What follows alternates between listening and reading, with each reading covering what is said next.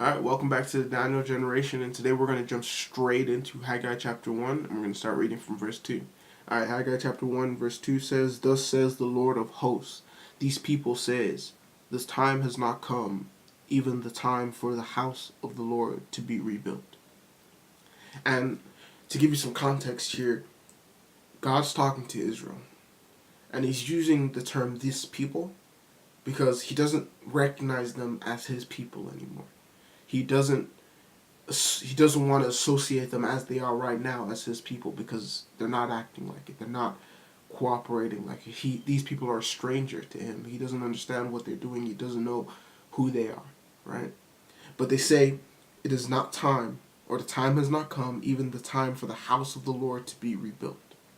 They've been putting it off. They've not been focusing on it. It's not been their number one priority. And they say even now, like after all this time, the time hasn't come yet.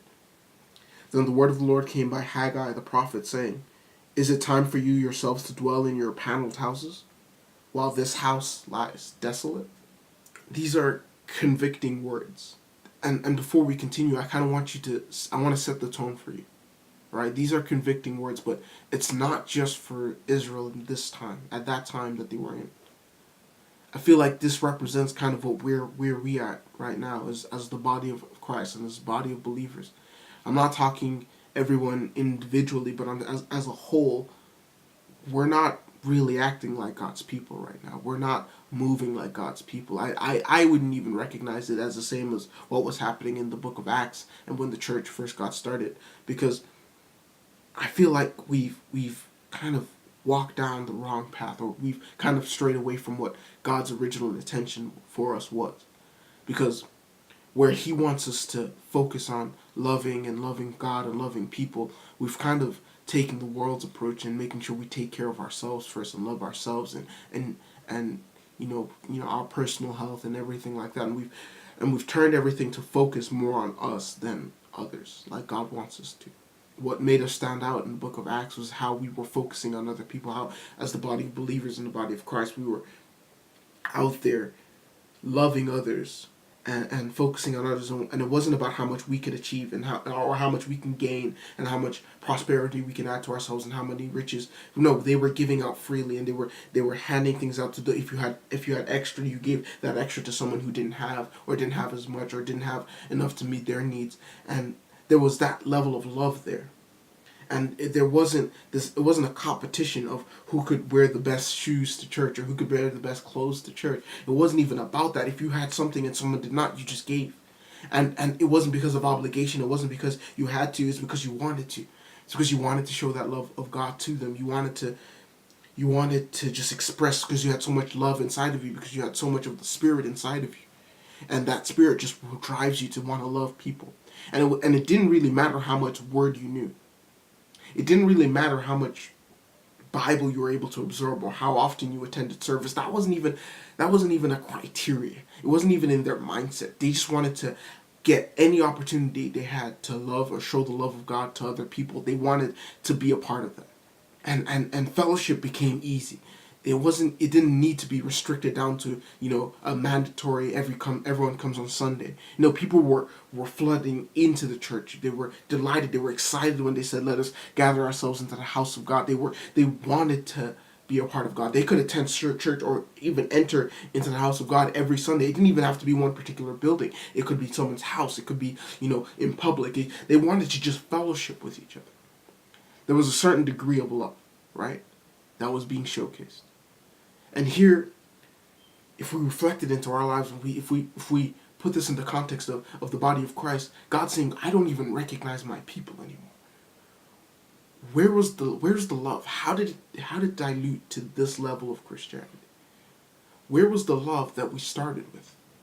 Go back to your first love. Go back to that feeling of wanting to just showcase. You didn't have to know Genesis to Revelation inside and out and understand the scripture to love somebody. You didn't need to get a theology degree to love somebody. As soon as you accepted Jesus Christ into your life, it was just like, how much love can I showcase? How much love can I give? Because God has shown me this much love. I just want to be able to show others that same love also. And to put it into context here, when it says how they're not prioritizing rebuilding God's temple. It's the same way we don't prioritize seeking God's kingdom first. We're not prioritizing doing the things that God wants us to do. And so I've titled this Frustration to the Point of Obedience. And you'll understand why in a minute, because we're going to go down, we're going to see what God does to his people because they say it's not time to work on the temple of God. It's not time. They want to focus on themselves. I'll start again from verse 2. It says, "Thus says the Lord of hosts, this people say, this time has not come, even the time for the house of the Lord to be rebuilt.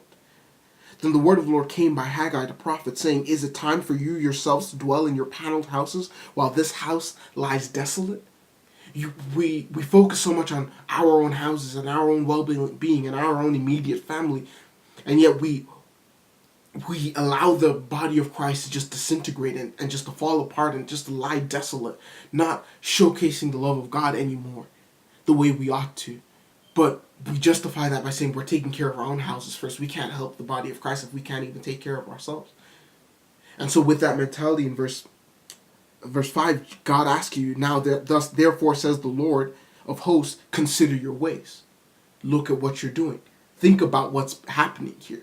Think about what you are doing. Verse 6 says, "You have sown much, but harvest little. You eat, but there's not enough to be satisfied. You drink, but there's not enough to become drunk. You put on clothes, but no one is warm enough. And he who earns wages to put in a purse with holes." Wow. And if you can identify with any of this by saying, when you work and you work so hard and everything you're trying and you're striving to do, and you gain all this money, but then, it never stays. The money never stays. It's always leaking out somewhere. There's taxes, bills, just so much things that money like everything's just draining every cent that you make, and it's not even enough to benefit or to enjoy. You're not enjoying your money. You're not enjoying the wages that you get after the hard work that you do. You're basically just living to survive. No matter how much money you make, it never seems to be enough. And no matter how many clothes you buy, no matter how much food you eat, no matter how much water you drink or whatever you're drinking, it's never enough to be satisfied. You're just barely making it by. Thus says the Lord of hosts, consider your ways. Think about it. Think about your actions. Think about what's happening right now. Go up to the mountains, bring wood, and rebuild the temple, that I may be pleased with it and be glorified, says the Lord. God wants you to focus on him first so that he might be pleased, he might be glorified. If you seek first the kingdom, all other things will be added onto you. He's frustrating you to the point of obedience. He's saying all of the things you are doing right now, they're not working. And it's intentional. I'm making sure it's not going to work so that you can run to me, so that you can come to me, so that you can rely on me. And if you're going to rely on me, you're going to need to do what I'm telling you to do. You're going to need to put me first. You're going to need to make me a priority in your life. You're going to need to make me everything in your life. See, a lot of the time what we do is we put God into our busy schedule. We say, all right, I'm going to make time for God here, here, and here. Going to attend church on Sunday, going to pay my tithe. But that's all I can afford to do because that's all that's convenient for me. If that's even what you can do. Some of us aren't able to do that. Right? But we put God in our schedule, in our time frame. It says, okay, I'll do this, this, and this. But God's saying that's not enough. That's not what I want. I want you to prioritize me. Whatever you're putting ahead of God, that you need to put that aside right now. You have to prioritize me. Instead of putting God in your schedule, he wants you to put yourself in his. He wants you to become a part of his schedule. Because when you give your life to Christ, you're not accepting God and putting him into yours. No, when you give your life to Christ, you're handing over the reins and control of your life and saying, God, you do whatever you want me to do at your time. Meaning you're putting yourself into God's schedule. But you can't say that and then do the opposite. You can't say that and then think you can still control the way your life is going. God's saying you can't. God's going to frustrate you until you realize that you can't. And how do we know God's doing this? Let's keep reading. It says, you look for much, but behold, it comes to little. When you bring it home, I blow it away. Why? Declares the Lord of hosts. Because of my house which lies desolate, while each of you runs to his own house. Wow. So All this time we're thinking, oh, the devil's stopping us. Oh, the devil is frustrating us. Oh, man, or the enemy or somebody is stopping us from moving forward in life, right? Someone is stopping us from enjoying the enemy has to be doing, or the people, or the devil. Somebody has to be, someone evil. God could never do this to us. God wants us for us to be well and prosperous with us. And we're children of God, right? Well, God's saying, I'm the one blowing it away. I'm the one putting holes in your purse. I'm the one making sure it doesn't satisfy you. Why? Because of my house which lies desolate, while you guys run to your own houses, while you guys run to take care of your own needs, while you guys run and focus on yourselves instead of focusing on the kingdom, instead of seeking first the kingdom, instead of doing what God wants you to do. So I'm going to frustrate every part of your life until you realize that everything I'm doing is vanity. Everything I'm doing is not worth it because it's not working. I need to focus on God and let God take care of me. It's not, and it doesn't even take a large measure of faith for this to happen. It's not. There's no quantity of faith because I want to go off on a tangent a little bit, because we read this verse that says, faith the size of a mustard seed can move mountains. That's not talking about, certain measures of faith, that you have more faith than me or I have more faith than other people. That may be true in some degree, but it's not talking about that. It's saying it's telling you what you've put your faith in. What you're focusing your faith on. If you put a mountain-sized faith in men, you might not even be able to move a mustard seed, because they'll let you down. They'll disappoint you. But God's saying, if Jesus is saying, if you just put a mustard-sized faith in God, He can move mountains. He can do the impossible with just a little bit of faith. Just believe in God and He can do the impossible. So here he's saying, if you just seek first the kingdom, if you just obey God's word, if you just do what He asks you to do, He will take care of you. That's how much you just have to believe, that if you do what God asks you to do, He will take care of you. Try it. Focus. Put everything into God. It's a guaranteed bet. It's not even gambling. It's a guaranteed thing. If you focus everything, if you invest everything, if you put everything into God, He will take care of you. And He will not disappoint you. He will come through. But when you decide to take life into your own hands, God will frustrate you. God will be the one to stand in your way. God will be the one to blow everything away. Put holes in your pocket. Make sure that you're barely getting by. Why? Because that's not what He wants you to do. Verse 11, therefore, because of you, the sky has withheld its dew, and the earth has withheld its produce. I called for a drought on the land, on the mountains, on the grain, on the new wine, on the oil, and on what the ground produces, on men, on cattle, and on all the labor of your hands. God called for that drought. The devil didn't call for the drought.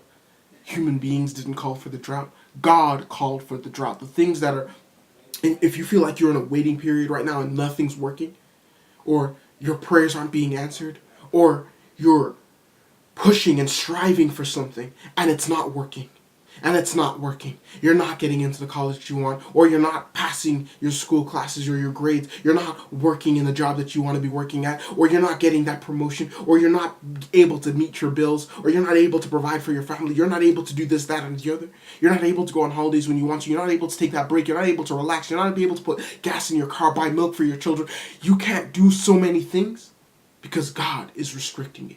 Because God is standing in the way of it. Because God is calling a drought. Why? Because you are not putting yourself and seeking first the kingdom. We're barely getting by. We're feeling frustrated in the situations that we are right now because we're not running to God.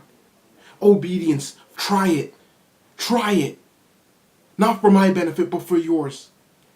Just try this formula of seek first the kingdom and all other things will be added unto you. In verse 12 it says, then Zerubbabel and Joshua the high priest, with all the remnant of the people, obeyed the voice of the Lord their God and the words of Haggai the prophet, as the Lord their God had sent him. And the people showed reverence for the Lord. That's how they responded. They showed reverence for the Lord. They called everyone together and they showed reverence for the Lord. And let's see how God responds. Then Haggai, the messenger of the Lord, spoke by the commission of the Lord to the people, saying, I am with you, declares the Lord. That's all it took. You show reverence to God.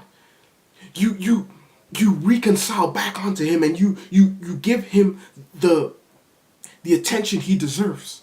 And you begin to obey His word. And God will so quickly come back to you and say, I'm with you. Okay, this is what I wanted. Now you recognize that you are my people, and I recognize you as my people. This is who I recognize. The people who show me the attention, the people who reverence me, the people who worship me, the people who obey me. And in verse 14 it says, so the Lord stirred up the spirit of Zerubbabel, the governor of Judah, and the spirit of Joshua, the high priest, and the spirit of all the remnant of the people, and they came and worked on the house of the Lord of hosts, their God. And just like that, God stirred up their spirit within them, and they began serving God. They began obeying God. They began to seek first the kingdom, but not individually, but as a body, as a unity. As a unit, they walked forward and they served God. They obeyed God. And wouldn't that be lovely if we could have that today? Wouldn't that be beautiful if we could have that today? If we could all just fall on our knees and reverence God and worship God and seek God first.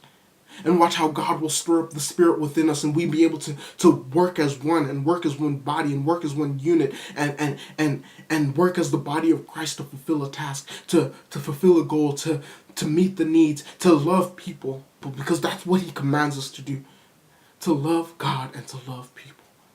I pray that he gives you the strength to keep going every day. In Jesus' name.